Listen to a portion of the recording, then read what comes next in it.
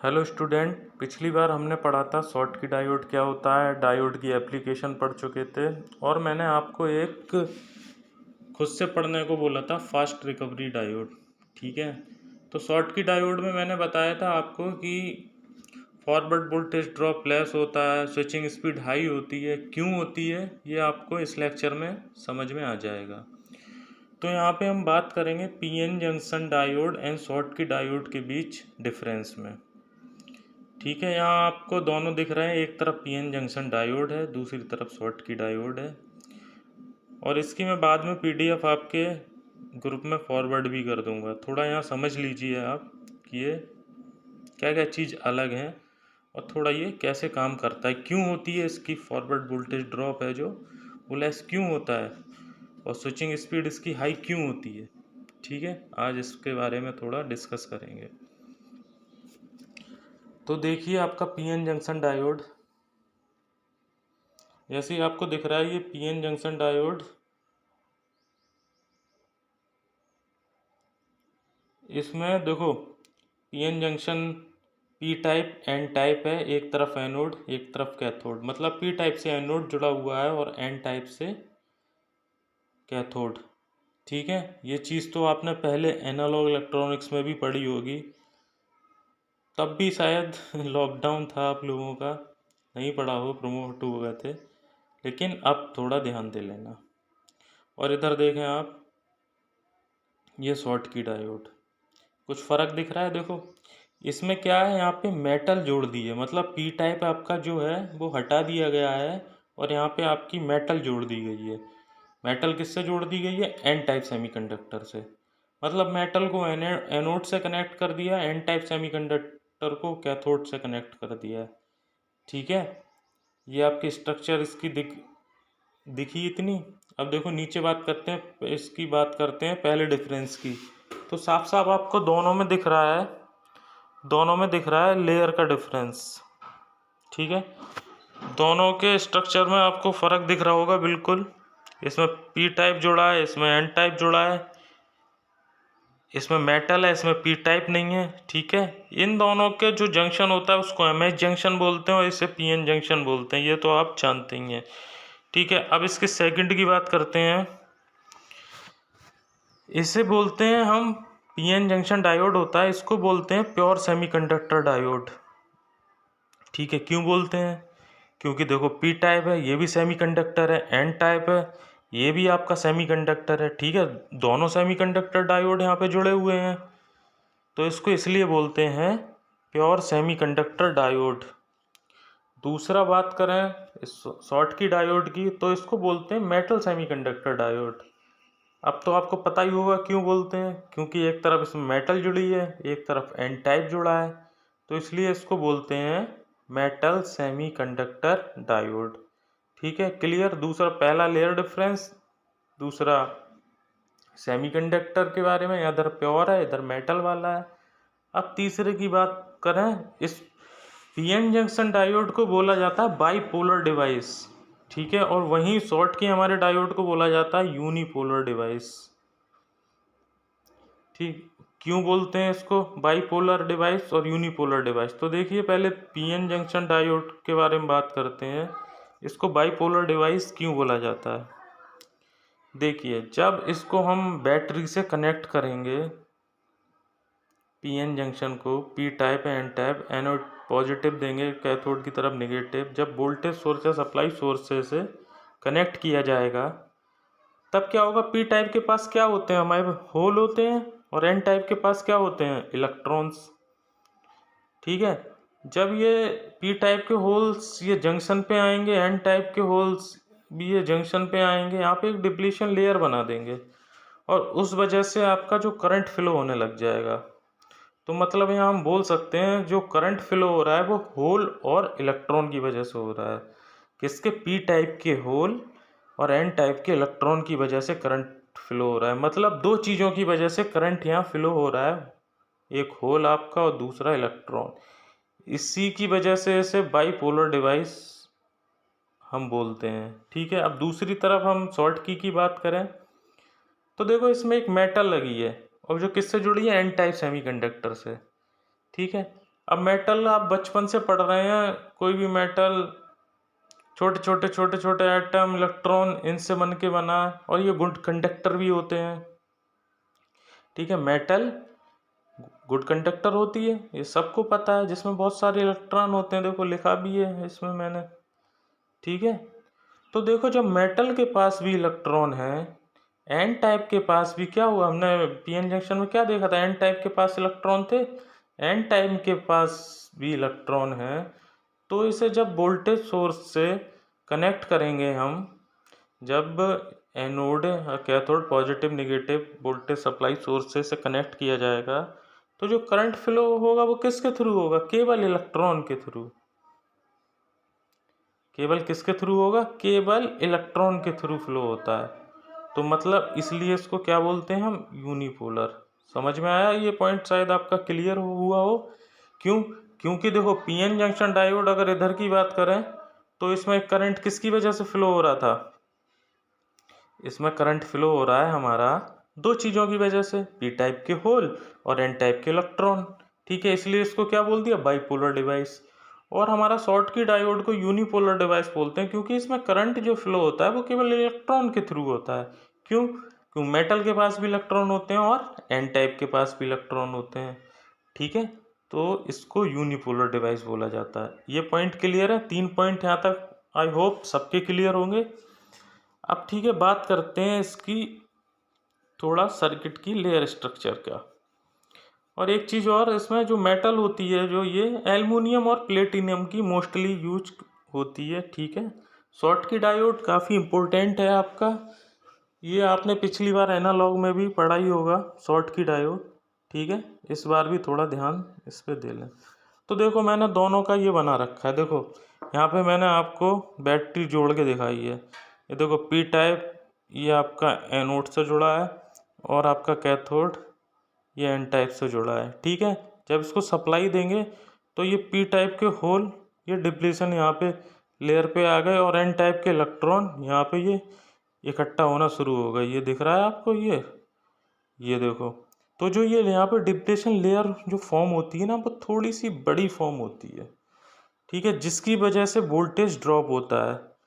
ठीक, आपने power diode की कैरेक्टरिस्टिक्स में देखा होगा, वोल्टेज ड्रॉप की वो एकदम लीनियर चला गया था, वो गैप हो गया था। ठीक है, उसकी वजह से यहाँ जो वोल्टेज ड्रॉप होता है, ये डिप्लीशन लेयर होती है जो हमारी शॉर्ट की लेयर से, वो शॉर्ट की डायोड की लेयर से थोड़ा ज़्यादा होती है, मतलब लार्ज होती है, जिसकी वजह से यहाँ का जो फॉरवर्ड वोल्टेज ड्रॉप है वो हाई होता है। मतलब वोल्टेज ड्रॉप ये थोड़ा ज़्यादा कर देता है। कितना कर देता है, 0.6 वोल्ट से 0.7 वोल्ट तक कर देता है। जब इसका वोल्टेज ड्रॉप हाई है तो नॉर्मल सी बात है, इसकी स्विचिंग स्पीड कैसी होगी, स्विचिंग स्पीड इसकी ऑब्वियसली लो होगी। ठीक है, क्योंकि इसकी डिप्लीशन लेयर है जो हमारी, वो थोड़ी बड़ी लार्ज फॉर्म होती है। ठीक है, जिसकी वजह से वोल्टेज ड्रॉप थोड़ा ज़्यादा हो जाता है। और यहाँ बात करें अपने यहाँ शॉर्ट की डायोड की, तो आप देखिए इसमें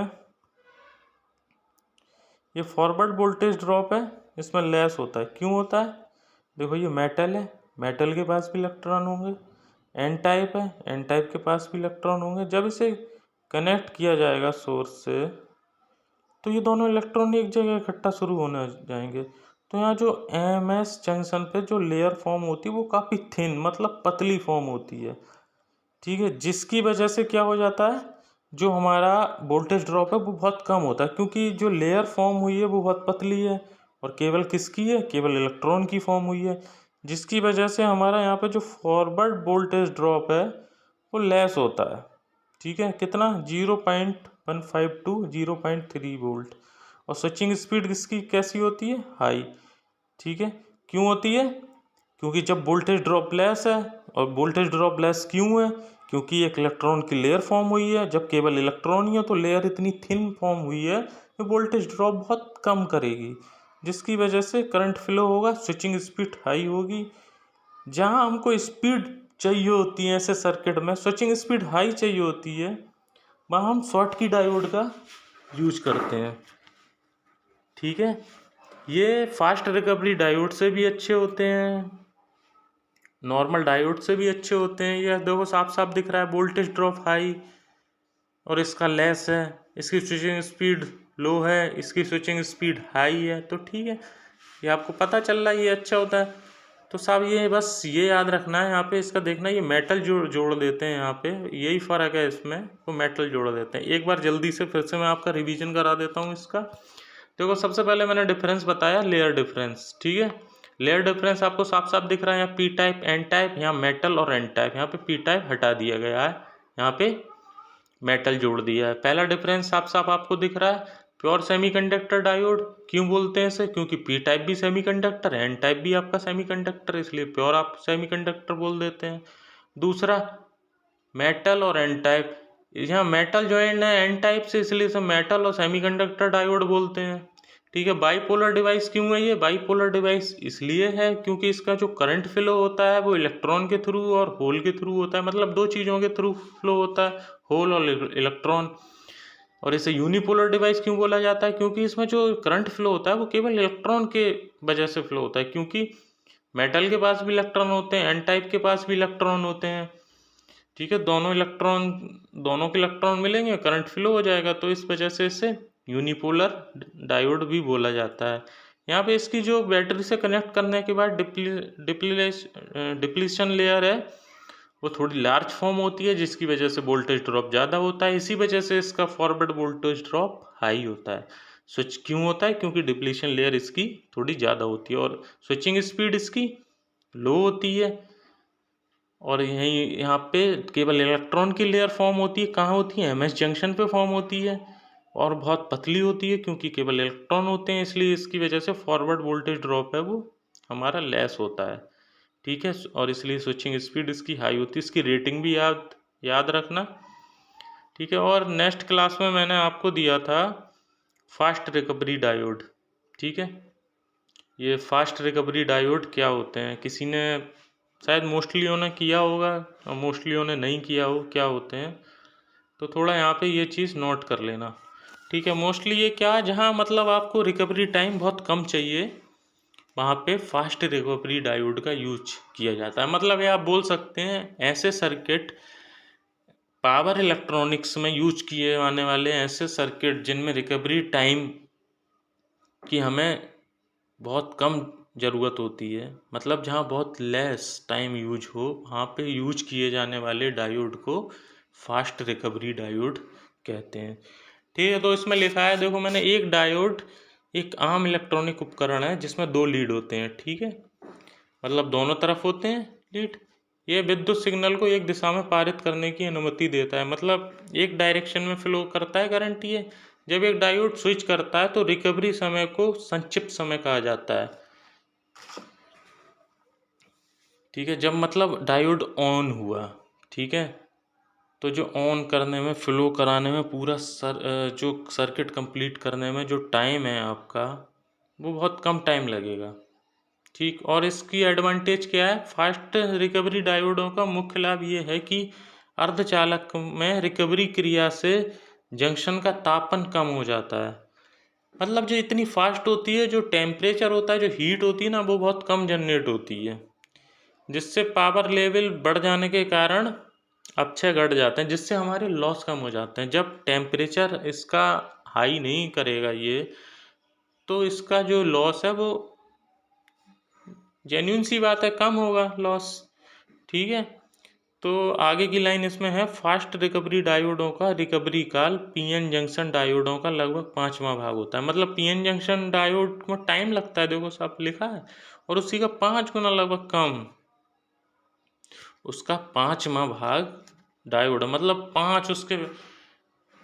5 भाग से भी 5वें भाग का टाइम, अगर उसे 1 मिनट मान लो लग रहा है, तो इसको कितना लगेगा? डिवाइड बाई 60, मतलब 12 सेकेंड में ये अपना कंप्लीट कर लेगा, ठीक है। आगे की लाइन इसमें है, फास्ट रिकवरी डायोड का 5 माइक्रोसेकंड से भी कम रिकवरी समय होता है, और इनका यूज चॉपर तथा इन्वेटर परपथों में प्रयोग किया जाता है, जहाँ पर रिकवरी की शीघ्रता महत्वपूर्ण है, मतलब रिकवरी की जहाँ हमें बहुत नीड है, ज़रूरत है, और इसकी धारा रेटिंग कितनी होती है 1 एम्पियर से 200 एम्पियर तक, तथा वोल्टेज रेटिंग इसकी कितनी होती है 50 वोल्ट से 3000 वोल्ट तक। ठीक है, इसको नोट कर लेना है आपको सबको। सिलेबस के हिसाब से हम आगे बढ़ते रहेंगे। पहले टॉपिक का एक छोटा सा एक और टॉपिक बचा है इसमें, RL रोड ऐसी सीरीज का कुछ, वो हम नेक्स्ट लेक्चर में कंप्लीट करेंगे। फिर अपना आगे बढ़ते हैं। और सब लोग मोस्टली बुक परचेज कर लीजिए, ठीक है। जब तक आपके कॉलेज नहीं खुल रहे हैं तब तक आपको भी मेहनत करनी है काफ़ी।